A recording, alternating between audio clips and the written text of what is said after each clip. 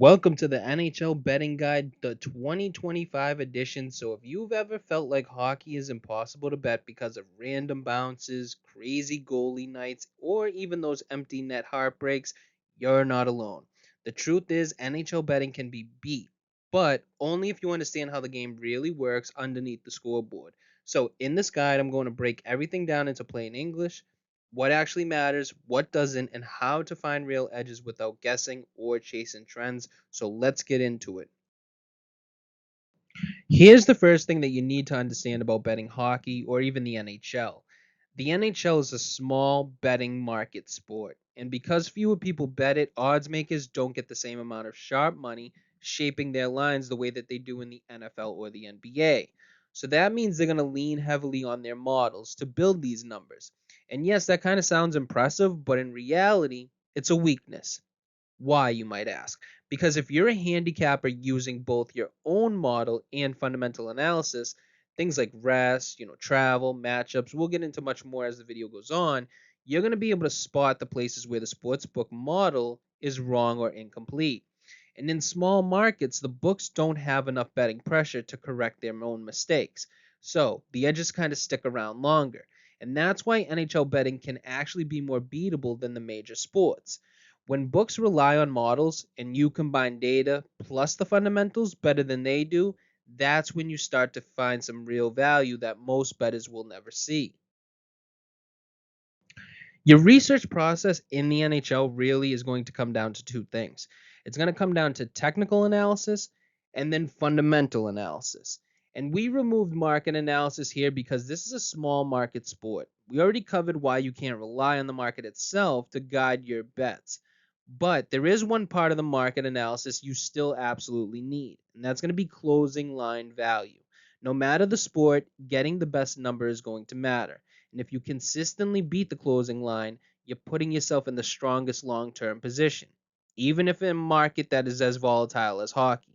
So, your research process is very simple. Use your technicals or your statistics to analyze team strength, and then use those fundamentals to understand the intangibles, and then always compare your bet to the closing number to see if you're truly finding value. Now, real quick, if you didn't know the NHL was this beatable, I need you guys to hit the like button. This is going to help more of those NHL bettors find this kind of information, and this could be crucial for them, improving their portfolio when it comes to sports betting. So, before you start finding bets, it's very important to understand the main bet types. And you're going to see in the NHL, the key advice here is simple: master one type before you jump into the next. So you've got your basic outcomes like money lines and puck lines. We've all seen these, right? And then you have your totals. Both here are going to be full game and period. You can even do your team totals as well. So we'll pop those up, which focus on the scoring environment instead of basically who wins. From here, you can move into advanced stuff like player props, even long term markets like futures. Each of these bet types is built on slightly different ideas, and the worst mistake new bettors make is trying to bet everything at once. I want you to pick one category, learn how it works, build an edge, and then that's when you expand. So that's how you grow as a disciplined, profitable bettor.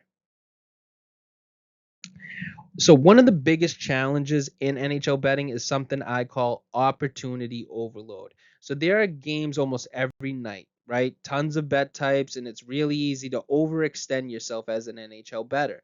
So that's why bankroll management is going to matter more in hockey than almost any other sport. So there are only three real ways that you can improve your bankroll, right? You can park your bankroll into a high yield savings account, and that way you can accumulate number one, which is passive income. So you can also make deposits over time or you win. Those would be two and three. So since winning takes a lot of discipline, we use the 5% to 15% rule to kind of keep things under control. That means you're never going to risk more than 5% of your bankroll on any single bet, and that you never expose more than 15% of your bankroll in one slate. And when we say slate, that's probably one night in hockey. So this is going to keep you alive during those cold stretches. And in hockey, there's going to be plenty of cold stretches. So from here, it's going to come down to your style, right? After you pick that. You can be more of a sniper, which is you take 1 to 4 bigger plays per slate. usually in that 3 to 4% range, or you're a volume bettor, which means you spread things out across multiple smaller plays, closer to that 1 to 2% each. So there's no right or wrong style here, but the rule stays the same. Protect your bankroll first, attack opportunities second. And that's how you're going to stay consistent in a high variance sport like the NHL. Every bet you make starts with one question. What is your line? Not the sportsbook's line, but your number. The whole point of research is to create your own projection and then stack it up against the market to see if there's an actual edge. So, there are two things you track.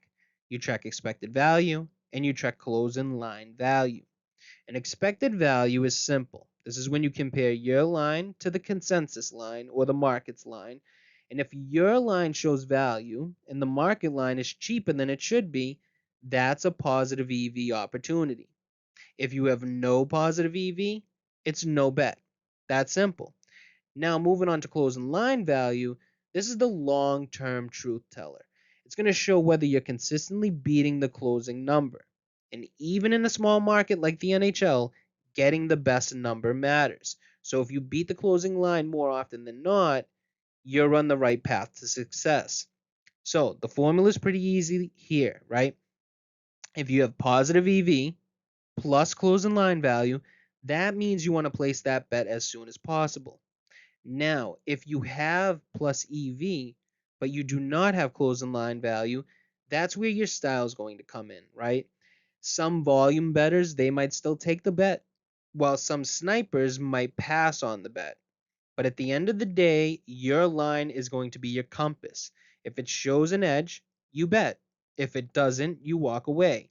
And that's how you're going to stay disciplined and profitable over the long term in an NHL season. When it comes to betting the NHL, fundamentals are going to matter just as much as the numbers. So, technical analysis, the stats, right? These are going to tell you who the better team is on paper. But fundamentals tell you how these two teams actually match up tonight. So let's start with the first one, which is style versus style, right? Some teams play fast and create chaos, while others slow the game down and bring it to a grind. Systems matter in hockey, maybe more than any other sport. And so do unit matchups as well, especially things like a strong power play versus a very weak penalty kill. These are the things that you want to look after as a fundamental, handicapper. Even the head-to-head matchups I want to kind of, show to you. Think of it like a top forward is going up against a shutdown defensive pairing, or even the other way. A top forward could be going up against a third pairing defenseman on a certain shift. You need to be able to handicap these things and identifying before the game even begins. Next will be goalie quality, which is massive in hockey, right? Starter versus backup changes everything. And even two starters can have very different talent levels. These are the things you have to remember. Also, a good goalie can steal a game, and a bad one can ruin a perfect handicap. Just remember that. Then you have injuries and rest. So, missing a top defenseman or a top six forward is going to matter a lot compared to missing a depth winger. Also, rest, I would say, just personally, Anthony from Grandstand Sports Data, this is one of the ones I would highlight if I was you. Rest is huge in hockey. You'll be able to see this as the season goes on. You'll see a team that's coming off of a back to back. All of a sudden, they're down 2-0 in the first period. Why? Their legs are shot. They just played the night before. They just played a hockey game the night before. They're exhausted. Also, travel is going to factor into that as well. So please have those in your fundamental analysis. Next is going to be player quality. This is the final big piece at a team level. Things like Corsi for percentage, expected goal percentage tell us how well they drive play. And then you can even get to the player level where there's WAR, there's RAPM, or there's even on ice expected goal differential or expected goal. You could even say an impact. This is going to help you understand who truly moves the needle. And then there's that travel and motivation that we're going to talk about, and also coaching. These don't win bets on their own, but they add the context, right? Things like long road trips, revenge spots, roster adjustments, or teams coming off emotional wins or losses. I would even say coaching works hand in hand with system or matchups, the first one that we touched on. So when you blend all these fundamentals with your technical analysis, that's when you start finding some real edges in the sports book that models can't really fully price in. So these next factors aren't usually strong enough to drive a bet on their own, but they absolutely help you refine your edges. So we're going to have things like home ice advantage. In hockey, it's kind of real, but it's much smaller than all the other sports. On average, it's worth about a quarter of a goal or roughly a 3% bump in win probability. And that is based on us over the last 5 years just examining through the numbers. So it matters, but it's never the full reason to make a bet by itself.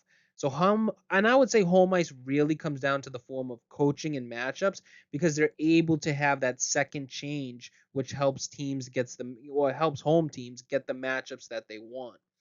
Next would be chemistry and mentality also play a role. Teams on a long road trip, maybe teams dealing with internal drama, or teams that look flat coming out of intermissions.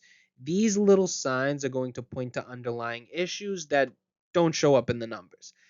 Then you've got schedule spots. These are very similar to the rest and travel. You got back to backs, 3 and 4 nights, travel swings from west to east. They all affect energy levels, decision making, and then late game performance. So please have those as well in your handicapping. Finally, there's going to be external factors that most bettors ignore as well, and that's going to be the rink and the officiating. So some arenas, you need to remember they have faster or slower ice, which can impact totals. And then there's different officiating crews that call more or even fewer penalties, which affects scoring environments. So none of these factors should be the centerpiece of a handicap, but they absolutely help break ties or even explain edges a model might not fully catch.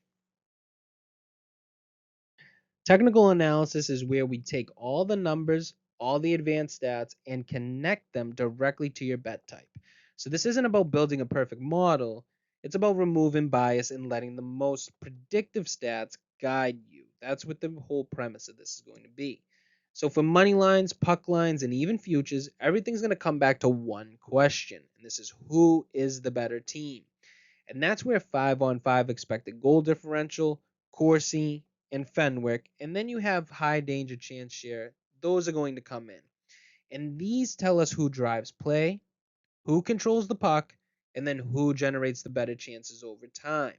And then you add in things like goaltending quality, because in hockey, a goalie can lift a team by its numbers or sink them below it. So, some more important stats when handicapping goaltending, though, you can look at goals saved above average, quality start percentage, scoring chance save percentage, and then high danger scoring chance percentage. So, those are the things you want to be looking for when you handicap in hockey on that level, just measuring who the better team is. Now, when we're talking about totals and whether that's a game total, a team total, or even a period total, they're different. It's basically a different world. Here, you're projecting the scoring environment, not who the better team is. And pace is going to matter because faster games create more chances. So, to measure pace, look at shot differential per 60 minutes for both teams. This can tell you what their projection is above or below. And when I mean above or below, I mean over or under for that game. Expected goals for and against is going to tell you whether that pace actually leads to goals. So obviously that's huge. Uh, Tell me if you haven't heard this before, but goaltending quality. It's basically going to come up in all of the bet types that we have. So just be ready for it. You should be handicapping goaltending if you're betting on the NHL. If you're not, you're basically donating money. Special teams also matter too. So a strong power play facing a weak penalty kill, this can swing a game total. And then finally, we have penalties set the stage for basically all of it, right? Because more power plays means more scoring opportunities. So I want you to look at penalties in minutes per game and then look at the opposite, which would be the opponent's penalties in minutes per game. Those are going to be some of the better stats and factors that you should put into your technical analysis or modeling. So now we're going to move on to player props. And these are different, basically a different world compared to the money lines and the totals that we touched on earlier. Here, you're not necessarily modeling a team, you're modeling the usage. Who gets the ice time? Who gets the opportunities? And who's actually involved in the play? The first number you always look at is time on ice. And I know some of you guys are going to be like, really, dude? You're not really giving us breaking information here. But time on ice in hockey is really I would compare it to fantasy football with targets, which it's basically like, let me give you an example. A player who jumps from basically 15 minutes a night to 20 instantly becomes more valuable for shots, points, and then if he does play in situationals, that means it's power play props as well. And speaking of situationals, situational time on ice is going to matter as well. If a guy starts getting top power play minutes, his projection changes overnight. Then you're going to move to rate stats like shots per 60 or individual expected goals per 60. These tell you how active a player is while they're actually on the ice. High volume shooters are consistent, and consistent is what you want when you're betting on props. Next is going to be goalies. They work the same way. You're going to focus on metrics that we just touched on a minute ago, and these are going to help you separate hot streaks from long term performance. And when you backtest, or build any model for the NHL, I need you to keep everything inside the modern NHL. And modern to us is basically from 2021 to now. You were talking about scoring pace changed, power play efficiency changed, and the environment is completely different now. Older data can throw your projections off, and I just want you guys to know that before you get into the NHL. So if you're gonna do some models, make sure it's 2021 or present. Don't get into the pandemic or anything before that. That's when hockey was played a little bit different, and a little bit different can change your data. So if this helps simplify NHL analytics for you, I need you guys to hit that like button. That's going to tell us to make more guides like this on different sports. So before we talk, wrap up this technical analysis side, we want to touch on systems and what they actually are. A system is just a repeated pattern or a set of conditions that show a consistent edge over a large sample. Think of it like this. When X and Y happen together, Z tends to follow. And it's not predicting the future, it's just spotting profitable patterns. Now, here's an example using our own work. We looked at two separate factors here. We have a fundamental factor, one team having a rest advantage, and this is simply just rest differential. If they have one more day of rest, we gave them the edge. Then we went with our technical factor, which is our grandstand sports data model for the NHL, and projecting that that team that had the edge and rest also wins on our model.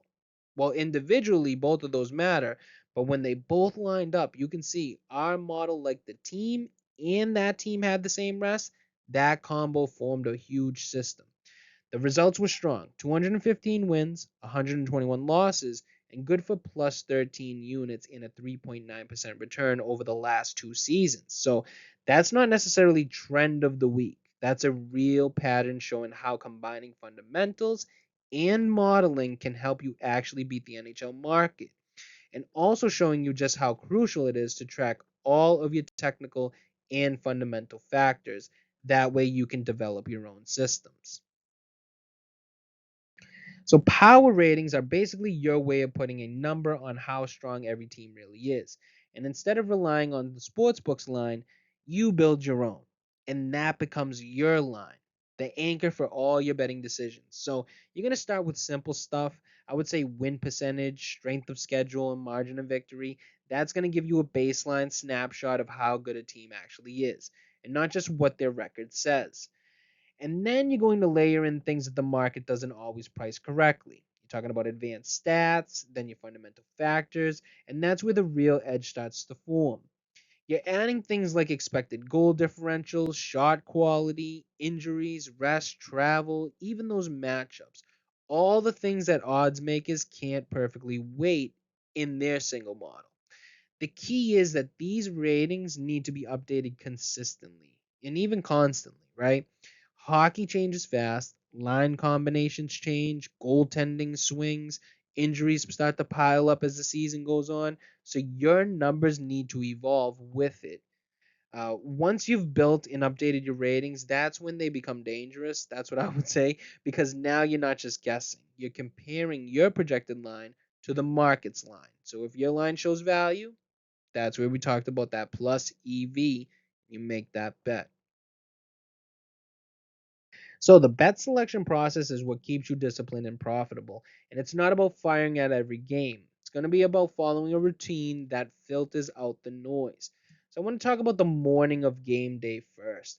And the first thing that you want to do is you need to confirm goalies and lineups. The NHL markets move hard when a projected goalie becomes confirmed. So remember that. There's a lot of projections in the night before going into the morning, and you want to look for that confirmation of who's going to be in net. So you always want to know who's actually in net before running your numbers. A nice tip for newer bettors is that if the projection is taking too long, follow the team's beat reporter on Twitter or X, whatever you want to call it, and usually that person will post what goalie came off the ice first during morning skate. And this basically means that the goalie that was taken off first is more likely to start. And I say more likely to start because it's not a confirmation all the time. Now, we're going to touch on the research process. That's when, after you find out who's projected and turned into confirmation, you want to run your research. You want to log in your fundamentals, you want to look at your technical analysis, and this is where your model output, your matchup notes, your rest edges, travel, injuries, and all of that good stuff come together. After that, you track the line moves, right? Early steam in the NHL is almost always tied to two things: confirmed goalies and then the rest advantage. And remember how I said early steam and said that if the market is somewhat of a small market, there's not going to be much activity. You will see some movement when you get confirmations from goalies. The rest advantages, those basically come in, I want to say, the night before when their schedules have already been made. So they know who's resting and who's not. Uh, if the market does move toward the same size that your research points to, that's usually going to be a good sign that your edge is real and you would make that bet. Now, I only want you to bet when there is plus EV, and then you only fire when your fundamentals or technicals actually show positive expected value. So if your line doesn't disagree with the sportsbook's line, you don't bet. It's that simple. Before you can beat the NHL market, you need to understand what you're actually up against. Hockey is fast, random, and the books have their own built in advantages. And here are the biggest obstacles that you're going to deal with.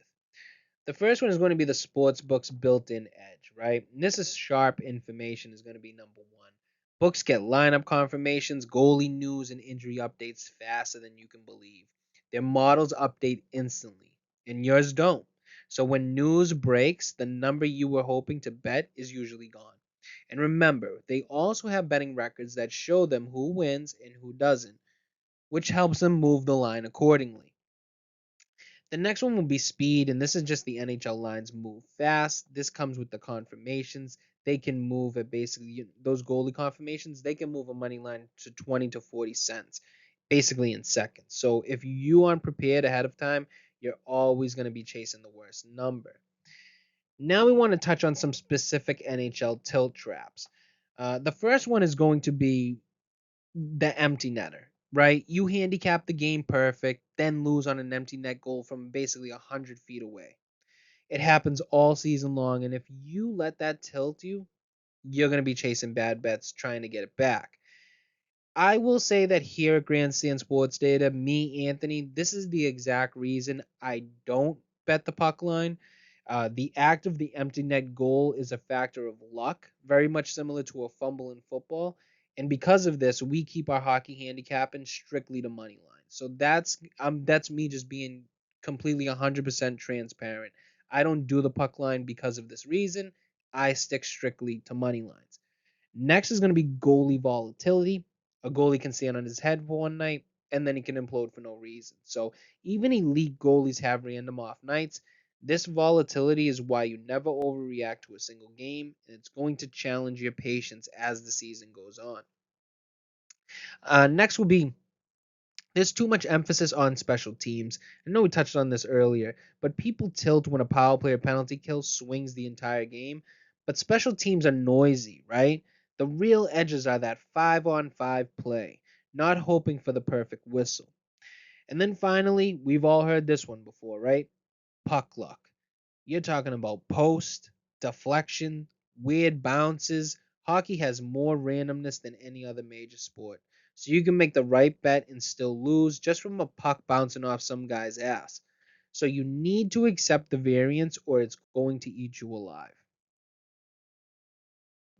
So to finish up the NHL betting obstacles portion of this video, we're going to touch on the next one, which is discipline obstacles.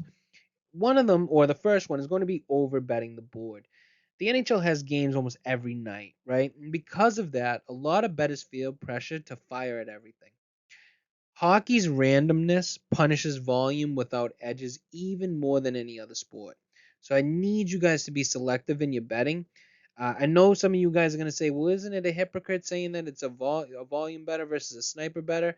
What I mean, there's a difference there. A volume better is just playing all the edges that they come across. So they're still playing edges. Whereas a sniper better is more picking his more better edges. So it's not that I'm telling you, it's never permission to overbet the board, is basically what I'm trying to get at. Next would be ignoring line shopping, and this is NHL lines move quicker and looser because of the smaller market. And one book might hang a minus 120 while another one sits at a minus 110. So if you aren't line shopping, you're basically throwing away some long term profitability. Next will be abandoning the plan. Hockey variance is going to test you. Bad beats, empty net goals, hot goalies. It's all part of the roller coaster of the NHL season. And the moment that you throw out your process to chase losses, you're going to be cooked. And finally, we're going to go with not tracking. In a sport as volatile as NHL, tracking isn't optional. You need to know which bet types you win with, how your models performed, and whether you beat the closing line. It's that simple. Now, to finish off the obstacles, we're going to move to the strategic and analytical obstacles. We have recency bias. Now, this is when, think of it as a team scores 7 goals one night, and then suddenly the public thinks they're a wagon. In the NHL, you need to remember a single game results, they don't really mean much. You have to zoom out to larger sample sizes, and that's the way that you handicap these teams. Next is going to be confirmation bias. This is when most people pick a side first, and then they go and search for stats to support that.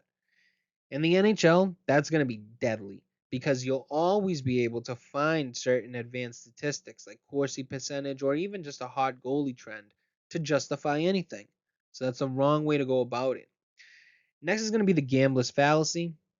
This we talk about everywhere. This is teams don't break out just because they've been on a cold streak. A losing streak doesn't guarantee a bounce back. Each matchup is fresh, and especially with goalie rotations and rest spots, you kind of have to handicap it like that. Next is going to be overvaluing small samples. So a player has a hot week, maybe a goalie posts back-to-back shutouts, or a team goes 4 for 6 on the power play. Hockey swings hard and it swings fast. So none of that is necessarily predictive on its own, and you need to get more of a sample size. And finally, this could be applied to any sport. Not accepting losing. You have to know hockey has more randomness than any major sport. Deflections, bad bounces, weird goals. Even sharp bettors lose a lot of bets here. And if you can't handle that, you'll tilt and torch your bankroll, basically. So we want to stay away from that. So which one of these has burned you before? I need you guys to be honest and put it down in the comments section below. So the NHL market is constantly changing, scoring environments shift, teams change systems, and advanced analytics, they basically evolve every year, right? So if you want to stay sharp, you need to keep learning. And here are going to be the best places to do that. First, we have some of the analytical sites that you can go to, and these are going to be the backbone of modern NHL analysis. Stats like Natural Stat Trick, Money Puck, Evolve in Hockey, Hockey Viz, and then even hockeyreference.com. These are going to give you the real numbers behind what teams and players are doing. Expected goals, shot quality, matchups, even goaltending metrics. All of it. So if you're trying to grow as a bettor, these should be your daily reads. Next is going to be betting communities. So if you don't have to do this alone, that's the thing you have to remember. There's forums out there, there's discords, and then there's Twitter, even the X community, whatever you want to call it. They're full of sharp bettors who talk line moves, goalie confirmations, and matchup edges. Also, I've touched on this before, I want you guys to follow beat reporters and team pages. They're usually first to announce line changes, scratches, and even the starting goalie. Next is going to be some handicapping sites like covers.com, oddshark.com, and even sports betting dime.